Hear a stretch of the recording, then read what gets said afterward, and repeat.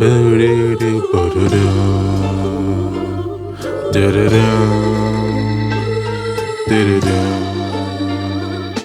right, here we go again. Another video. We'll talk about sampling.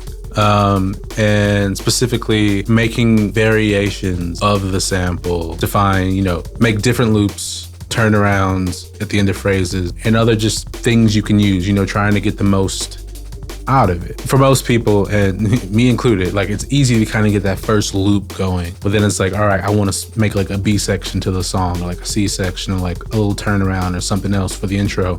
And it's like, all right, what do I do to make it tie together and make sense? It's kind of tricky sometimes. It's like a jungle sometimes. It makes me, anyway, that's what I thought of. Cat, I swear to God, I'm trying to make a video, like go away. He just woke up and mate, no, get out. Man, I don't bother you while you're sleeping. Anyway, so a new project, so it's kind of bare. I'll kind of take you through my thought process of manipulating it into something useful. So if I play just the beginning, you might hear what I'm going to show you, what I came up with later. So here we go.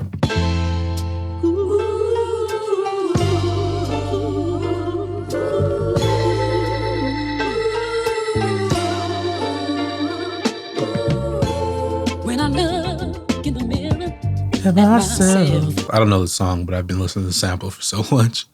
So first loop I found is this.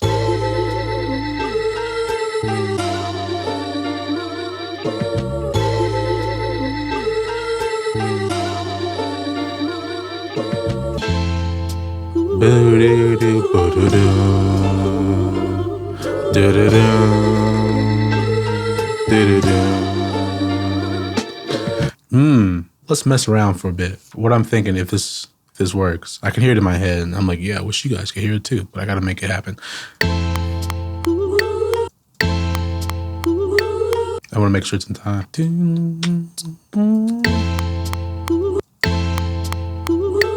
You can do some kind of time stretching to make the chord elongate, since there's no there's nothing else in the marking time, like extra hi-hats or stuff.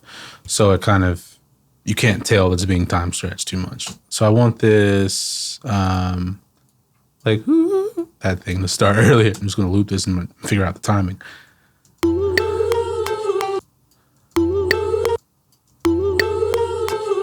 Like connecting the dots, but I don't know if it's gonna work. That is starting that note a bit too early. Stretch. Okay, one way to change, because I want all the starts. The starts is what matter.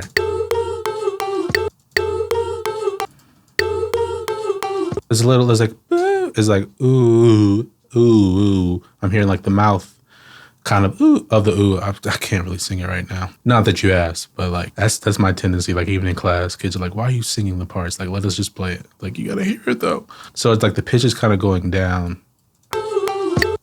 Boo woo. No, not you, meow. We'll see how this ties together.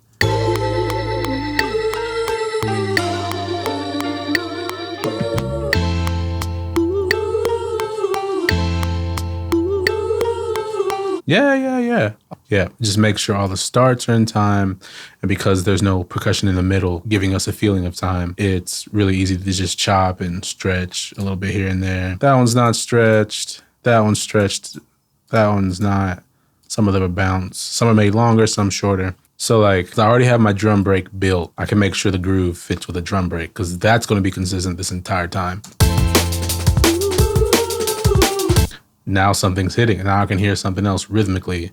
So this is like where I'm going to go in, and I usually do this pretty early on because I want the samples to be kind of set before I really start manipulating and arranging. And my groove isn't going to change. The drum groove is the most important part, you know?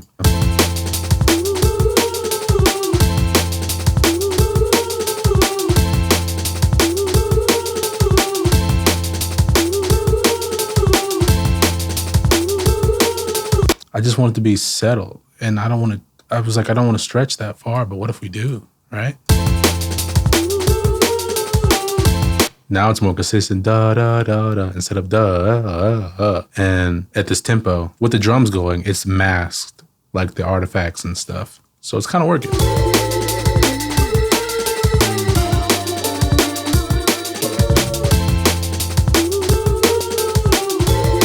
Yeah. Now we're getting there. You see what I'm saying? So this is only the first part of this section. So we kind of have our B section is really really these, and I'm working on the A section. So they'll be in like the intro and maybe like after the B. You know, this is kind of the verse because I'm picturing this for a vocalist, by the way. So it's like, you know, verse, and then it's like,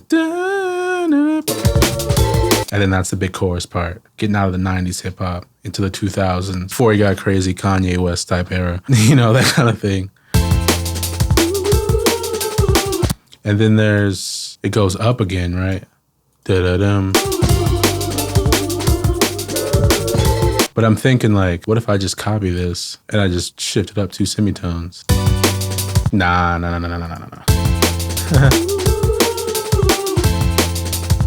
Now, another thing, because I can't really change that bass line that's in the sample. Let's say I filter it out, right? Now I can take this bass line, right? Which you haven't heard yet.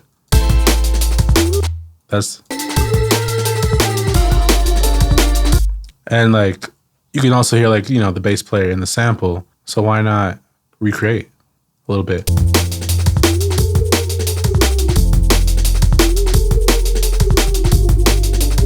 Let's like match the riff before, which is a syncopated bass line. So beep, beep, beep, 1, 2, and 3, 4, and just copy it down.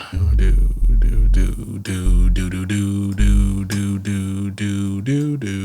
I'm just like, gotta do the do method. Just do. I'm just like, you figure it out. Yeah, just, you know, add a little bit of syncopation in the bass line, a little bit of rhythm.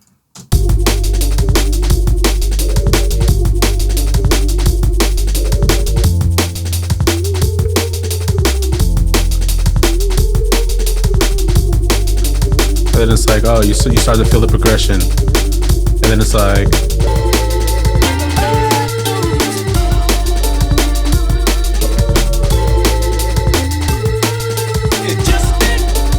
kind of back to it.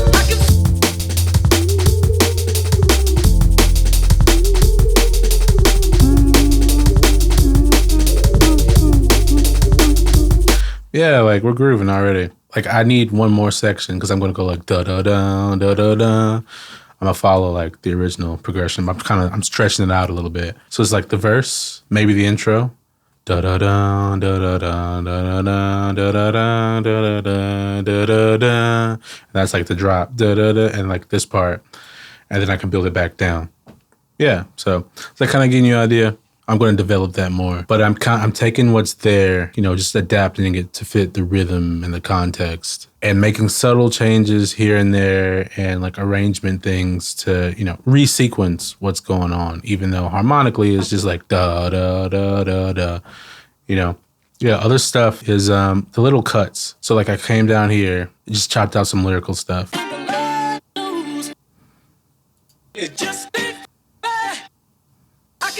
Just to kind of be interspersed. And like here too is same thing. Like if you put it within the sample chops and the loop I'm making, it adds like little turnaround. Like, and then you have these different chops. So when you play them together, you get, you know, something different.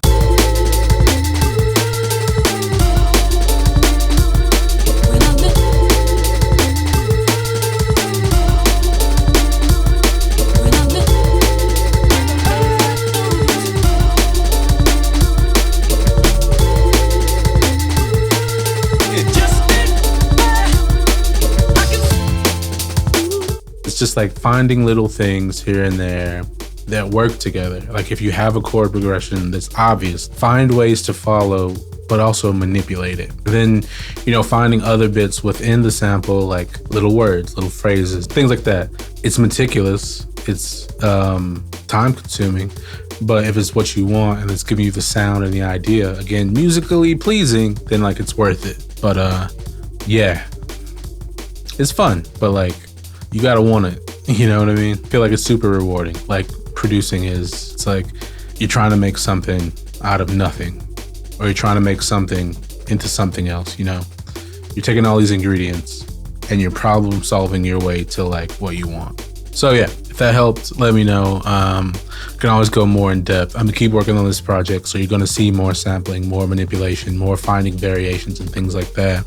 And then the usual, like, really making it fit, because there's a lot of timing things I'm hearing within the chops and stuff I just made, and even in the stuff I made before, that like I want to clean up for my own like need. And yeah, thanks for watching. Let me know how you